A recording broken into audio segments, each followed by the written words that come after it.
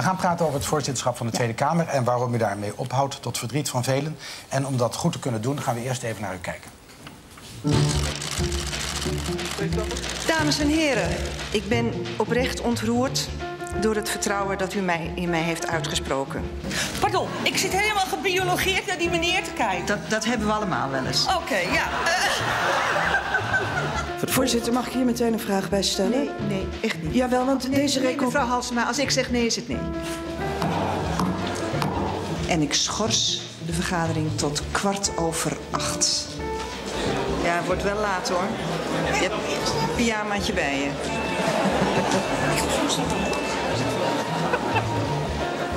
Doe eens normaal en rustig, man. Nee, meneer Wilders. Ik ben hier volkomen rustig. Meneer Wilders en minister-president.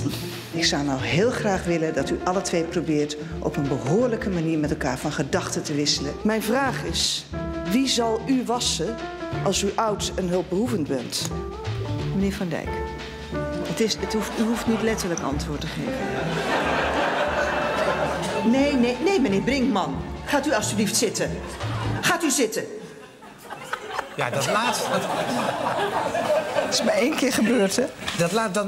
Het lijkt me zo ontzettend moeilijk op het moment dat hij dat dan niet zou doen, zegt. Daar moet je toch niet aan denken? Ik ook niet. Nee. Is het wel eens gebeurd dat u dacht... Nou, weet je, ik denk dat hij op dat moment echt dacht... oh, dat ga ik zelf even brengen. Is natuurlijk eigenlijk ook helemaal niet zo vreemd. Maar alleen, wij doen dat daar niet. Nee. Dat vinden we daar dus niet normaal. Nee. Vindt u, is dat ook iets trouwens? Dat je zegt, het is normaal, maar omdat het daar niet normaal is, doen we het niet. Zou dat ook niet anders kunnen? Vast wel, maar ik zou er geen voorstander van zijn. Ik denk dat je wel een beetje die rollen moet scheiden. En je praat natuurlijk in een bepaalde vorm met elkaar. Via de voorzitter, dat is ook wel zo'n beetje vreemde manier eigenlijk van met elkaar praten. Maar het heeft allemaal wel functie. Het heeft bijvoorbeeld functie dat je weet... degene die op het spreekgestoelte staat... wordt op dat moment bevraagd over zijn posities.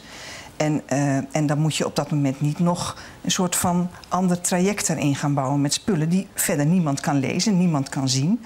Dus je moet het een beetje ordelijk houden. Ja, maar om via de voorzitter te gaan... haalt soms wel even de energie uit het debat. Vindt u? Nou, dan denk ik, ja, want dan wordt er gezegd... via de voorzitter, ja, via de voorzitter. Ja, nou, ik probeer het ook wel... en ik zei ook wel eens debatten dat ik het opgeef. Vooral fractievoorzitters vinden het heel moeilijk. En dan denk ik, heb ik het 3 keer gezegd. Denk, nou, laat maar. Nou, maar weet je, ik oefen het met ze af en toe... om op momenten dat het... dus oefenen in het debat dan, hè.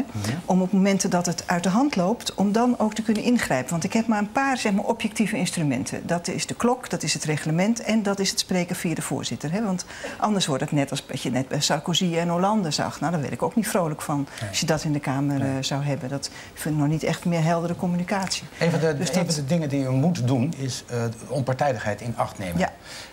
En dat is in het begin wel eens moeilijk geweest. En toch is het interessant om daar nog even over te praten. En dat doen we aan de hand van een fragment...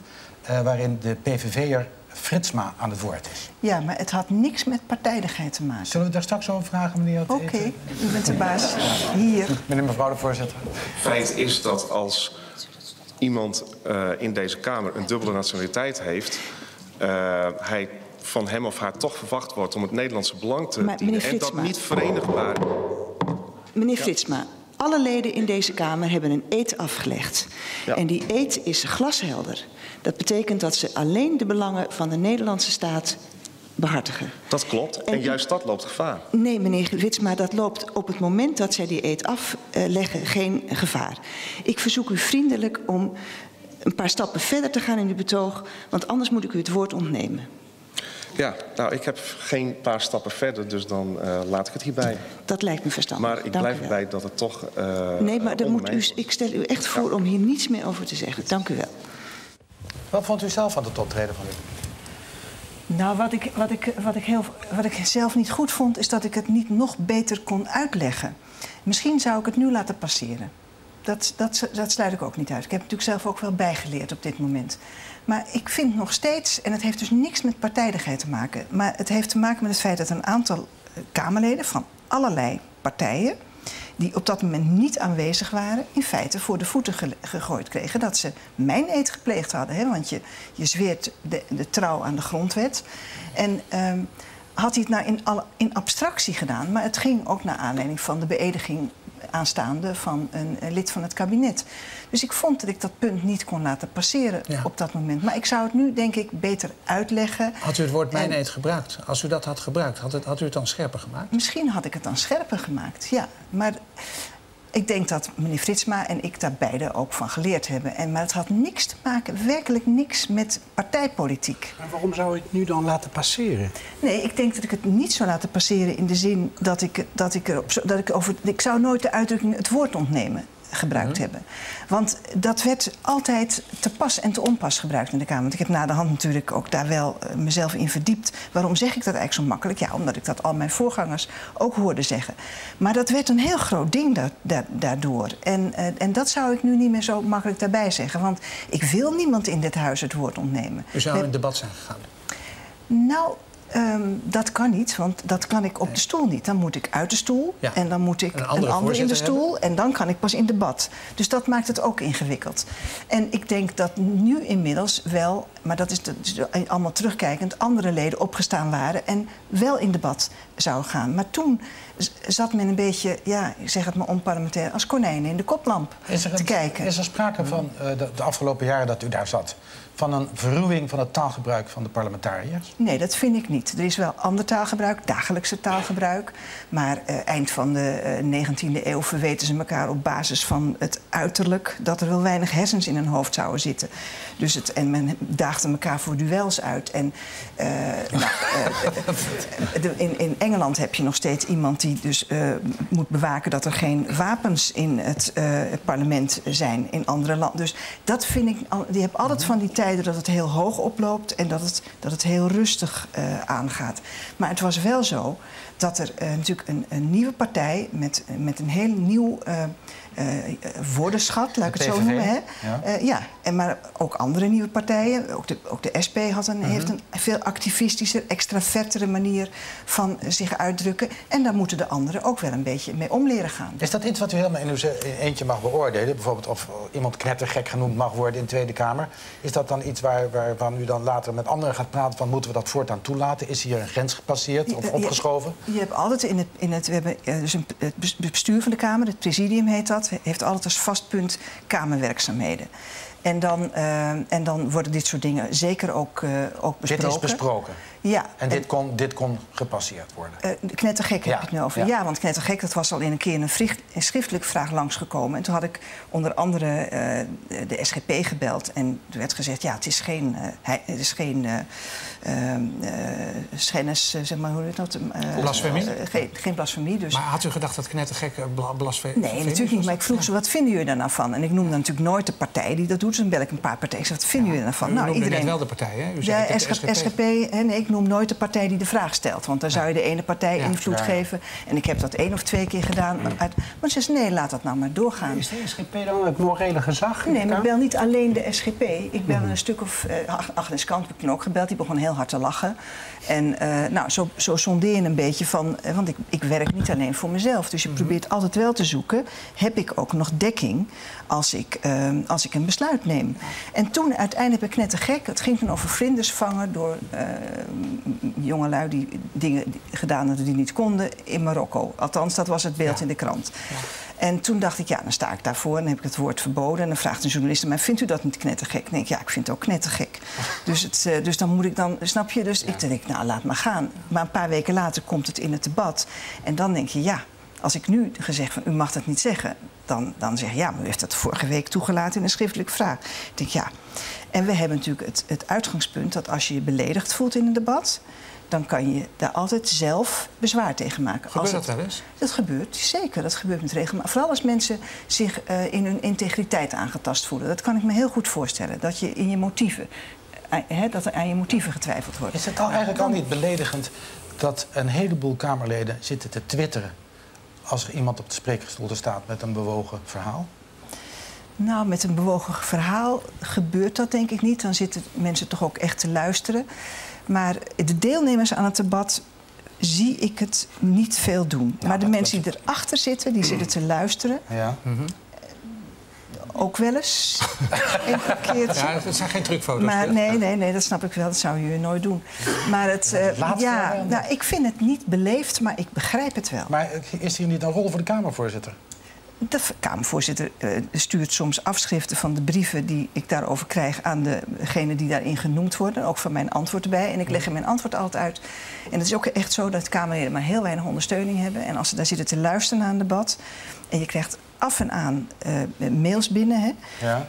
want iedere minuut krijg je wel weer een burgerbrief binnen die ook wel graag de volgende dag antwoord wil hebben. Dan is het gewoon, je hebt maar 1,5 medewerker met z'n allen, dat is echt niet veel.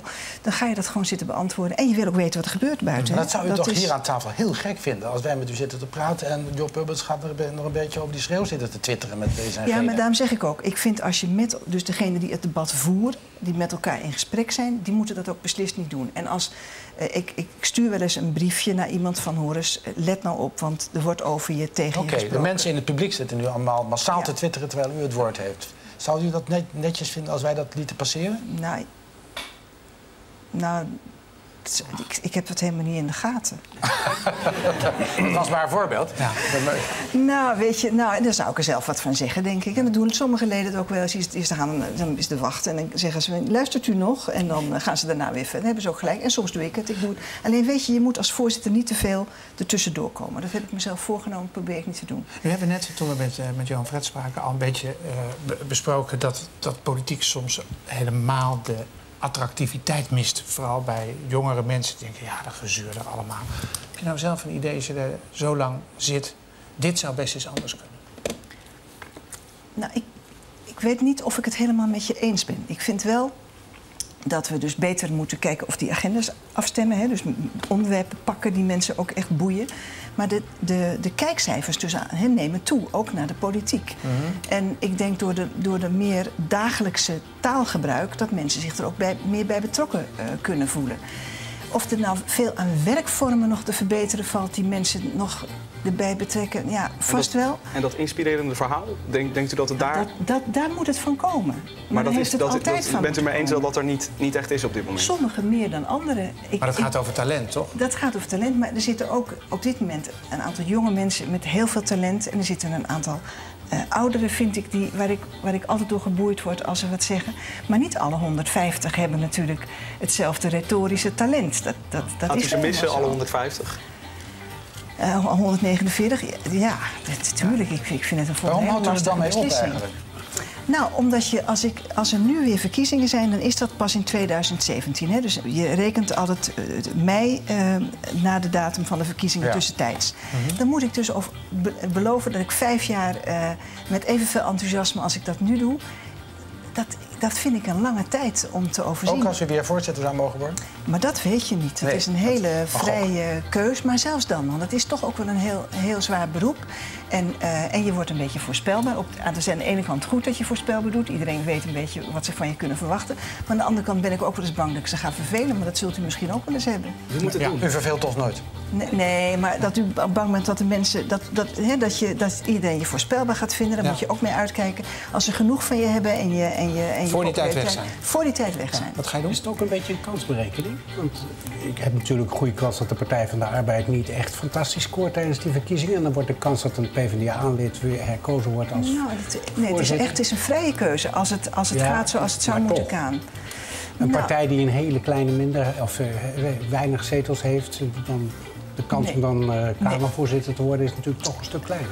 Nee, dat is oprecht niet. Ik denk dat ik een heel redelijke kans zou maken. Ja, dan moeten we het woord opnemen. Alvast maar vanwege de tijd. Nog even de slotvraag. Toch, wat gaat GDVB doen nu ze geen Kamervoorzitter is? Het eerste moment in mijn leven dat ik geen doel heb. Ik heb altijd geweten van nu wil ik dit en dan wil ik dat. Nu wil ik dit. En nu voor het eerst denk ik ga eens nadenken wat ik nu nog wil doen. Nadenken? Maar nog wel iets doen. Niet breien voor de kleinkinderen of zo. Nee, ik kan niet breien. Met mijn motoriek is dat geen...